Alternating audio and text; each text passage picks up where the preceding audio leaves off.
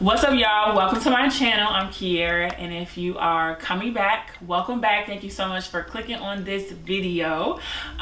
This is my husband, Joel. We were introduced to the world a few months ago. 2 months. Yeah, 2 months ago we were introduced to the world. Our wedding was introduced to the world, and some of you found me, so I'm so glad that y'all found me. And so I asked on my Instagram for those to submit questions for a Q&A, just because I feel like y'all need to get to know us better and all of that stuff. So that's what we're gonna do. But before we jump into the Q&A, we're just gonna tell y'all a little bit about who we are. You wanna go first? No, you go first. Okay, so my name is Kiera. I'm 28 years old. My birthday is in December. I was born and raised in Southern California. I love it. I am from the Inland Empire. It's about an hour and a half east of LA. It's very, it's a very, it's a very slow, place. But whatever, that's where I'm from. I'm gonna own it. And I moved to LA April 2021. I love to be in front of the camera. I'm currently, I was doing social media management before going viral, and content creation, and being a content creator, influencer full time, like that has always been my dream, my desire. So that is something that I'm currently working my way up to. I'm Joel Brokenbrow. I'm originally from Newcastle, Delaware. I went to college at Fullerton College, and then I transferred over to Cal State Los Angeles to study kinesiology. After I went to Cal State Los Angeles, I went to go play basketball in over 17 countries in 5-6 years. I returned back to LA August 2021, and I've been coaching. I've been teaching kids. I mentor kids. And that's what I do that's what I do currently. So sports, basketball, mentorship. That's his thing. Okay, so let's get into these questions. Kids, how many do y'all want? I want about 5. 3 max. 4, 5. This one, how did y'all have conversations about surrounding boundaries? Me, I ain't had no boundaries. Boundaries? He did have boundaries, but it wasn't a conversation. I have boundaries, but men, we don't tend to communicate our boundaries. Me, I tend to go with the flow. They just do. They don't really communicate. But I would say I feel like we had conversations over time. It wasn't something that, like, when we first entered into our relationship, I was like, well, here's all my boundaries. I did for sure set the sexual boundary, like, this is, boom, nope, this is not what I'm doing, all that other stuff. But over time, we started talking about boundaries once we realized that boundaries were crossed. She had about 25,000 boundaries set up. I counted them. I wasn't playing. Boundaries over boundaries I wasn't over playing boundaries with him, over y'all. boundaries over boundaries. I wasn't playing with him. Okay? Jumping over. Were there people that regretted not coming because they judged your intent? No, y'all. No one, everyone who we invited came. So everybody that was supposed to be there was there. I don't think that anyone judged the intent of the wedding. Everyone was so supportive. Like I said, we invited immediate friends and family. No questions asked. They came. So, nope. I don't care. Someone said, girl, I want to know the tea, mainly about your walk with God and everything in between. Okay, so my tea is that I grew up in church. Okay, I'm a church baby. My mom was in ministry. Like, that's all I knew up until, I'll say, college. I went to college. I started to kind of, see, like, oh shoot, not everybody was raised the way I was raised. Not everybody was in church the way I was in church. So you get exposed to some things, but for the most part, I still feel like I was a good person. Like, I still feel like I was a really good girl. And so then, college, me boys, all that other stuff. I'm starting to get a little attention from the dudes. And I started to just get off track by way of relationships. Whoever I connected myself with just brought me further and further away from God. Once I graduated, I came back home. I had a coming to myself moment, like, girl, you cannot continue to live like this. What are you doing? This is not who you are. This is not who God said you are. And you know who God said you are because you were raised on that. And I started to strengthen my relationship back up with God. And in doing that, you know, just certain things that I like to do, certain things that I was into, I just no longer desired them no more. And yeah, I would say that's kind of been my thing. Me, I was a church baby as well. I wasn't her type of church baby, but I was a church baby. You know, grandma was a deacon in church. She used to always try to Deaconess. I don't do that. I don't do prophetess. I don't do none of that. Deacon, she was a deacon in church. Grandma was a deacon. You know, Sunday morning, I better be dressed and ready to go. But anyways, yeah, I was a church baby. Grandma always took me to church. You know, I grew up being saved, but I didn't actually know what the meaning of being saved was. So my walk started to go astray when I was in high school, headed to college. Start dabbling into the new age stuff, crystals, Buddha stuff, yoga. So I went off straight for some years, but then in 2018, that's when I found out, oh, Jesus is real. God is real. Pause, y'all. And that was the year that I came back to my relationship with Christ, 2018. And coincidence or not? Once I found out, hey, Jesus is the truth, the way, and the light, that's when I told Kiara my testimony. And I feel like that was our foundation in our relationship. First and foremost was our relationship with Christ and walking with God. And those were the years we was really intent in walking with Jesus Christ. So yeah, to 2018. Pivotal year. Okay, next question. Have y'all ever been to couples therapy? Absolutely. We started couples therapy when we were dating, and we were dating? No, we didn't. Yeah, we did. We did start couples therapy when we were dating. She dragged me into it, cause me. Yeah. If I just didn't feel like another human being could correct or help me. I felt like only God could do that. Cause me, she know. A lot of Christians do think that too. They think prayer is a beautiful starting point. It's a starting point, but God, I'm starting to realize God uses people. God works through people. He has therapists in the world for us, for the Christians, because we need them. Especially me. I got issues. I ain't gonna sit up here and front. I got issues. Everybody, right? I got issues. Everybody has issues. So yes, we started couples therapy while we were just dating, and now it is something that we continue to do, and I don't foresee us ever stopping. Okay. Take great advice for finding true love. Great advice. My advice would find God, and you'll find love, and then you'll find the one He has for you to love you. And to piggyback off of that, God is a great matchmaker, like the bomb. I'm trying to tell you, because you have to think, and this is a lot of people, I've heard some people say that they don't believe in the one, you know, and that's their opinion, but Kiara believes in the one, because I found, or my one, I crossed paths with my one, and can't nobody tell me different. Like, literally, I know that this man was created for me and I was created for him. And the reason why God is the best matchmaker is because He gonna set you up with somebody who is perfect for you in this season and the next season. And even if they not perfect, He's gonna ensure that they grow. So I just think that God is, like, that's the advice. Like, literally let God set you up, because He will. Don't focus. Hello? Don't focus on finding a person. Like, literally just follow God and it will happen.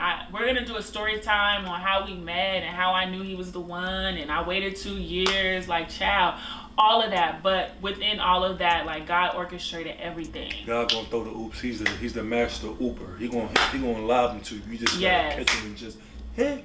What is something you discovered about yourself since being married? I discovered that I really need things. I really have things I have to work on. Same. See, people don't admit that. Like, we gotta admit, we have to be honest with ourselves. Ever since I've been in this marriage, ever since I've been in a relationship, I'm starting to realize I have to take accountability for my own actions. I gotta take responsibility and have accountability to how I respond, but how the things I say, how I react. being in this marriage shows me, hey, Joe, you got some stuff you got to work on, and I'll put you with the right one so you can work on it. And she's gonna make sure you own up to the things you do, and she's gonna make sure you change and you be the man that God has told her and you to be. Once again, y'all ain't playing with him. She don't be playing with me, though. Okay. It's gracious. Oh, okay. So for me, I would say I've learned that how much routine and structure I need just for my mental health. Like I cannot literally, like I need that. And I didn't realize how much I needed that until getting into a relationship. And then, you know, you heard people say marriage just intensifies everything, and it really does. So now I really realize like I need structure and I need order and routine. Otherwise I'm a mess. If it's one dish in the sink, if it's one dish in the sink, put this in there, so you might as well not even say it. I'm saying it. You better keep it in there. If I'm it's not. one dish in the sink, she ain't starting her day. She ain't starting her work on her job until that dish is clean. I just can't operate in filth. I just can't. Some people can. One dish in the sink, guys. Some people can operate in filth. Some people can't. Okay, tips for adjusting living with your spouse. I don't know. I just got here, so man, I got circle ain't back. no tips. The only tip, well, the only key to survive what you're gonna go through is just make sure anything you do, clean up after yourself. Right, you don't have nothing to say. Do more. Pending, the answer to that question is still pending. I just got here. I've never lived with a spouse before. She's been living with one for some months now. And we got to compromise. Listen, that's the only thing. It's hard days and it's easy. Because she got her way. She got her way of living. And I got my way of living. So we're literally still learning how to merge together and find our way of living. We can't find that. You know why? We can find it. We still trying. We just got together. We ain't just get together. We just started living together. We started in February, 3 months. Yes, it's gonna take. Now we just discovering stuff that we don't like about each other. One. We on ground zero. So y'all, circle back. Maybe 1 year, when our 1 year anniversary, I can answer that question. Who said I love you first? Me. She did. I did. Who's more of the introvert and extrovert? Okay, so I say that we're ambiverts, and it switches. So, ambivert is when you're both introvert and extrovert. I ain't both. Depends. Yes, you are. And the next one is, how did he propose? My proposal was very personal, I believe. It was really like, Kiera, you know what we trying to do. You know I love you. You know, I want to build a future together. You know, I see what you're saying, type thing. Would you marry me? It was very like intimate. It was very like personal. And I just feel like it was emotionless. Like it wasn't an emotional like it wasn't an emotional thing. It was like, these are the facts. Like this is, you know, something. Like, I feel like it was that. But then I did feel like we did have kind of, like where I had got like that lovey-dovey feeling was like when we were talking about us getting married. Honestly, like he could have got on his knee right then and there. Cause like I had tears, I had everything. But when he initially asked me, like got down on his knee with the ring, I was just like, sure, like, duh. It was like about time. I was like, thank you, give me my ring. Okay, have you found your calling? So I believe that I've tapped into my calling. I don't know the fullness of it, but I definitely believe that I am on the right journey to it. I believe I'm in there, but I still have to ask God for reassurance on the thing that I'm supposed to be doing. 100%, 100%, same. What are your goals for marriage? Affirmation. Goals for marriage. I feel like, or I believe, just to continue to build on what we have, to make each other better, to turn our weaknesses to strengths, and just live a fulfilled life, to live a fulfilled marriage that God will be proud of. Like, yeah, I feel like that's what it's about. For me, it would be to have our marriage mirror what God's structure for marriage is. Like, that's the ultimate goal. So literally, God gave us instructions in the Bible. This is how a man should be in a marriage. This is how a woman should be in a marriage. This is how they should be with kids. This is how you should be a parent. Like, all of that stuff, those are things that I want to implement, and I want to model that, and I want to live that out, because I just feel like it's a part of my purpose to live out the structure. Like, I was created for this. I was created to be a wife, and I was created to be this kind of wife. So let me live up to my purpose of creation. So that is like my ultimate goal for our marriage. Like, it got to match what's in that word. We gotta work on it, you know, every day. Like, that's our goal. That's what we strive for. So we gotta get back to that. As a society, we gotta get back to the kingdom marriages, because we are way off. Okay, this one. So these ones kind of go together. So I'm gonna put them together. It says, were you guys virgins before marriage? If not, did you abstain until marriage? And then the other one says, did you struggle with sexual temptation while with Joel before marriage? Joel, were you a virgin when we got married? Nope. Joel was Joel was an athlete, a cute athlete at that. So y'all know the athlete life that they lived. I was not a virgin either when we got married. I keep looking at that screen instead. Yeah. I was not a virgin. And what was the other one? If not, did you abstain until marriage? We tried. We went, A little bit. we tried. Most of the time. We can count on one hand. 2 hands. We can count on one hand. We can count on 2 hands. I thought you said one hand. No, we can count on our fingers.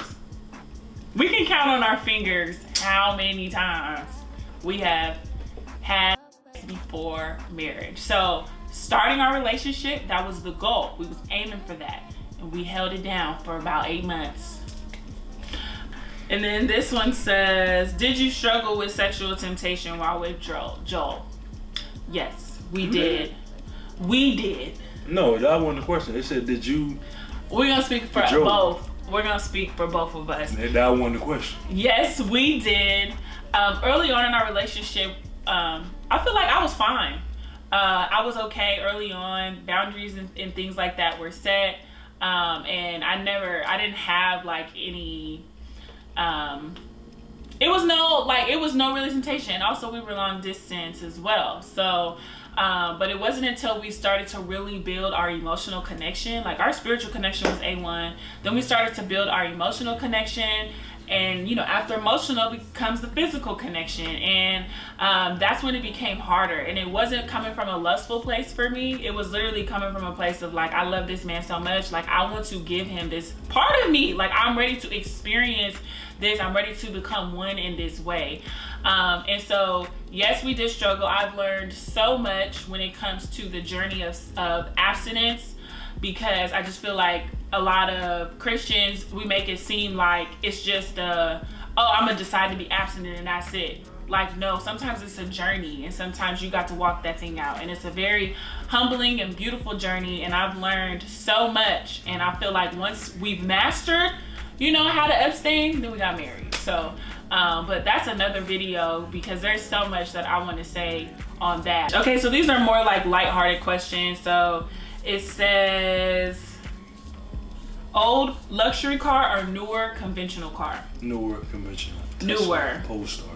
Not Tesla. I was thinking about Tesla. I don't know. So, I can't get over the way it look on the outside. Okay, cake or cookies? Cake. Cookies. Would you rather live in the DMV or New York? DMV. DMV in New York is dirty. It's too much. Although I love to LA visit. dirty too.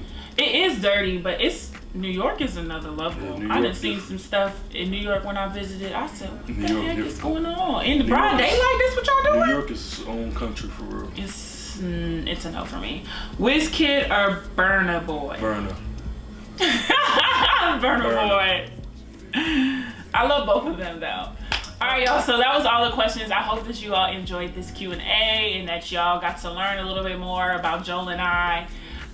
Of course, comment any questions below. Comment something, okay, below.